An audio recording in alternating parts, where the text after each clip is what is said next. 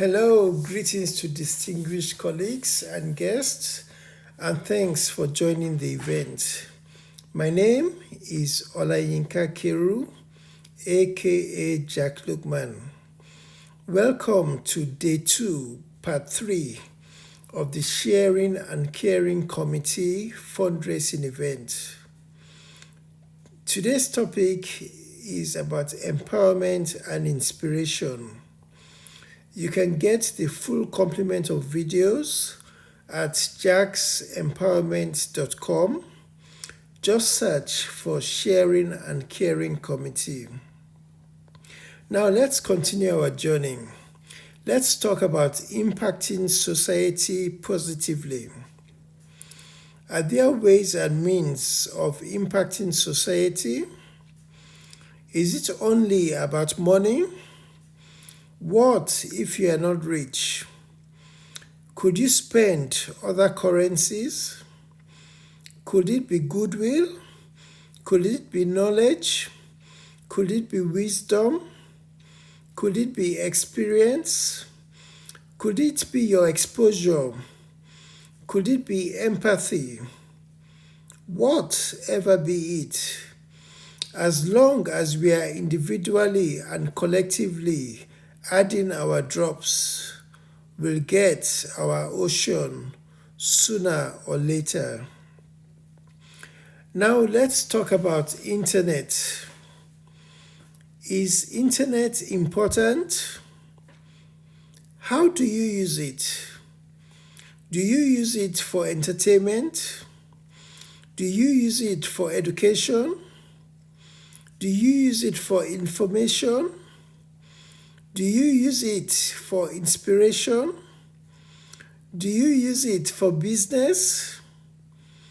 Do you use it to show off? Do you use it for communication? How do you use it? Does your use benefit you in the long or short term? Or it does not benefit you? Does it benefit others? Let's give this some thoughts about how we use the internet and optimize the opportunities that the internet presents. Now, is there any benefit in being organized? In this ever-changing world, with so much to learn and relearn, with so much to juggle, with high threats of mental illness, with the ever-competitive rat race, the need to be organized cannot be overemphasized. There are many tools to help you become organized. Some are digital and some are physical. By being organized, you may actually achieve more with less effort. You could visit jacksempowerment.com and search for being organized. And hopefully you might learn one or two things from my presentation there.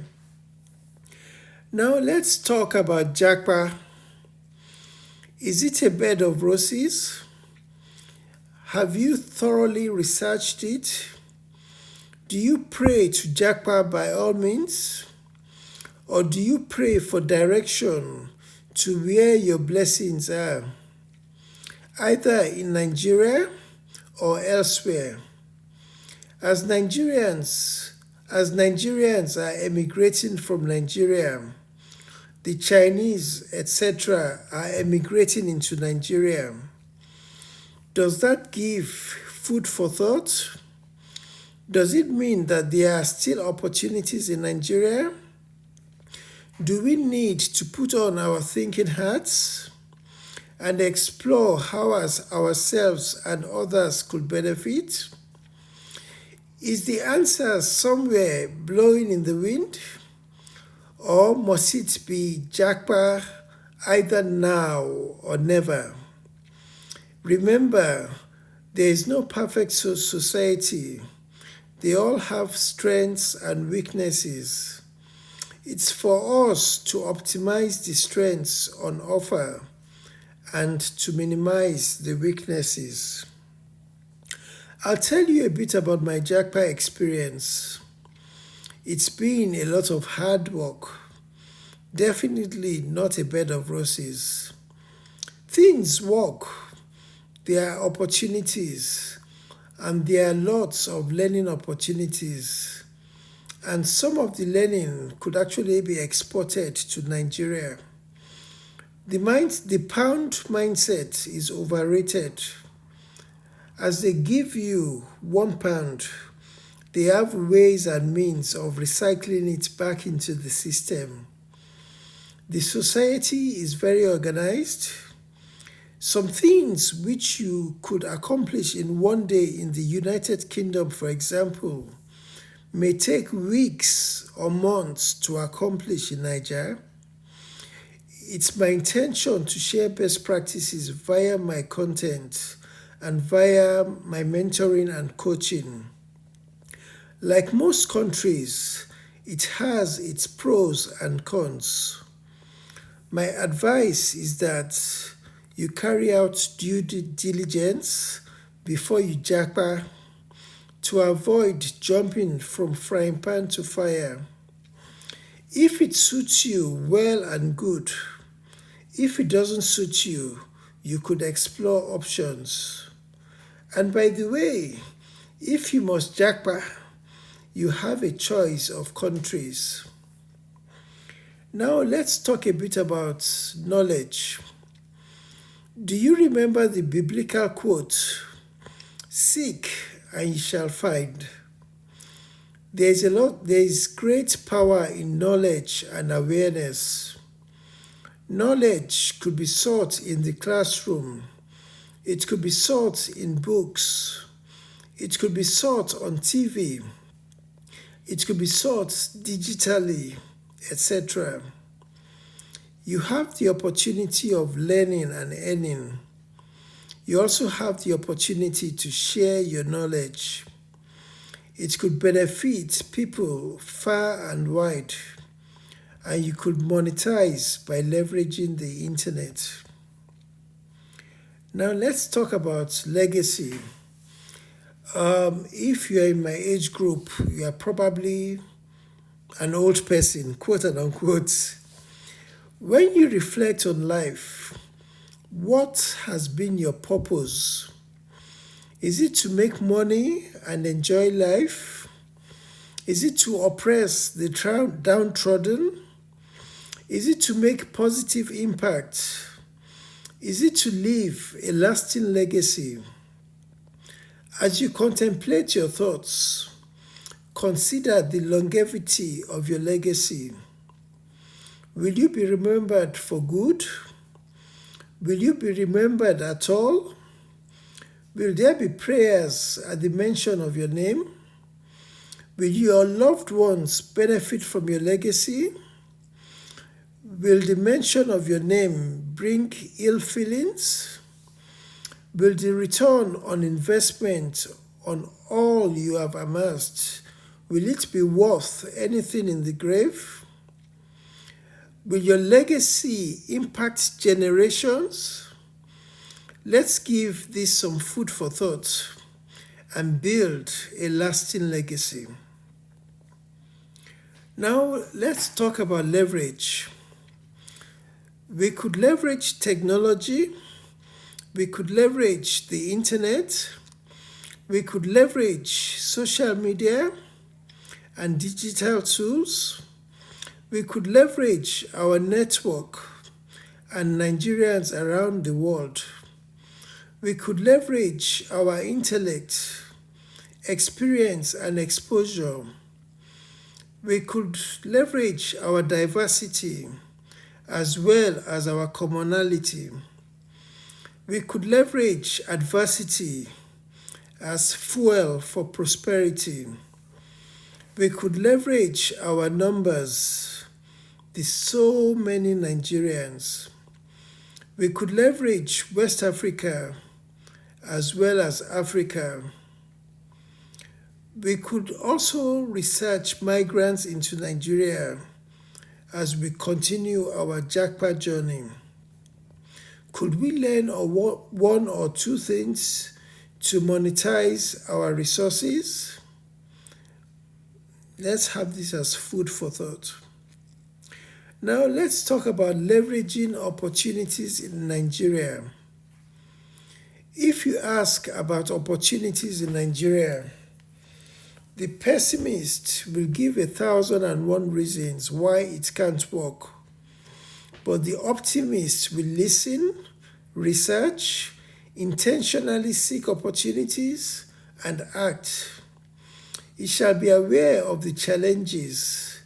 It shall carry out due diligence. It shall have a positive mindset. It shall seek counsel as necessary.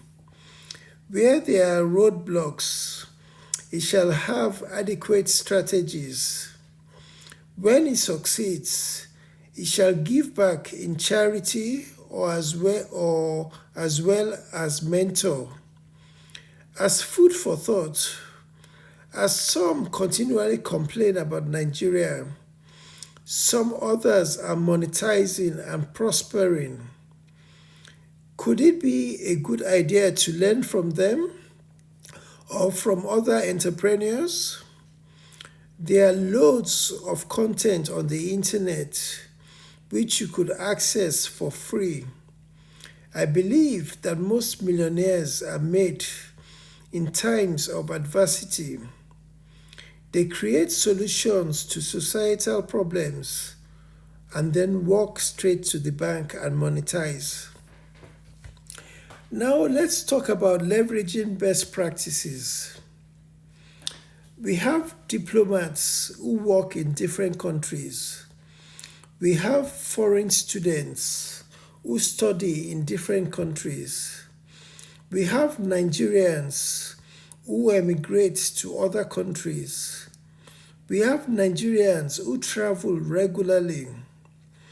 Is it possible to put systems and structures in place where we could articulate and leverage best practices? Could these processes be intentional as well as results driven? The information could be collected and harnessed into positive change that will better every you and I. It shall also include different pitfalls to avoid. Now let's talk a bit about limiting beliefs. Do you let your qualifications define you? If you studied engineering, are you limited? Remember, an engineer has multiple gifts or talents. With my interaction with qualified engineers, some of them have retrained to become medical doctors. Some work in the financial industry. Some are politicians. Some are academics. Some are entrepreneurs. Some are content creators. Some are consultants, etc. Some people are without academic qualifications and they also do great things.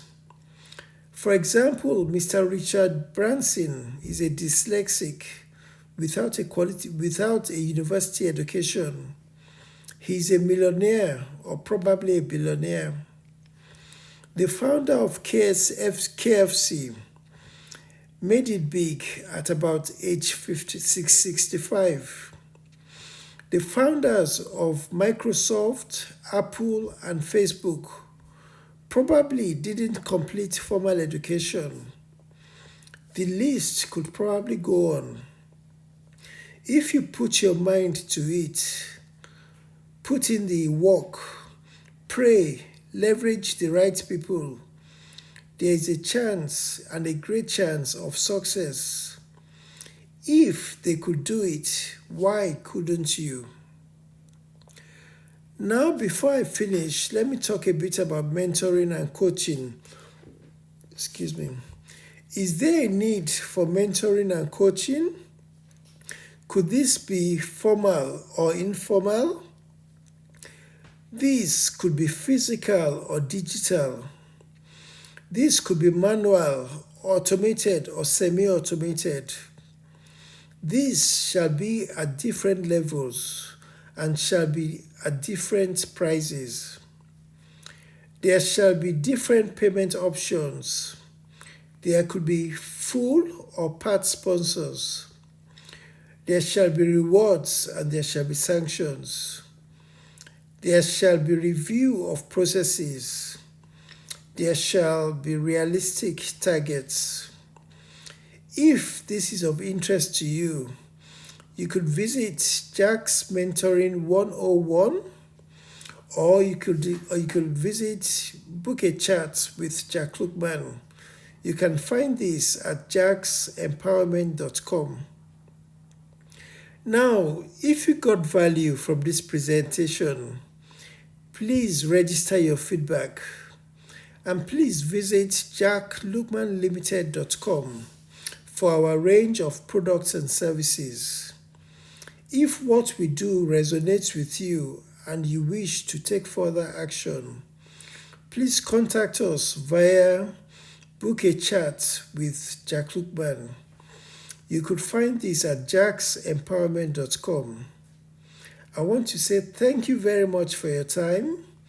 This is Jack Lookman signing off. Ireo Irekabiti. Now this is the end of part 3.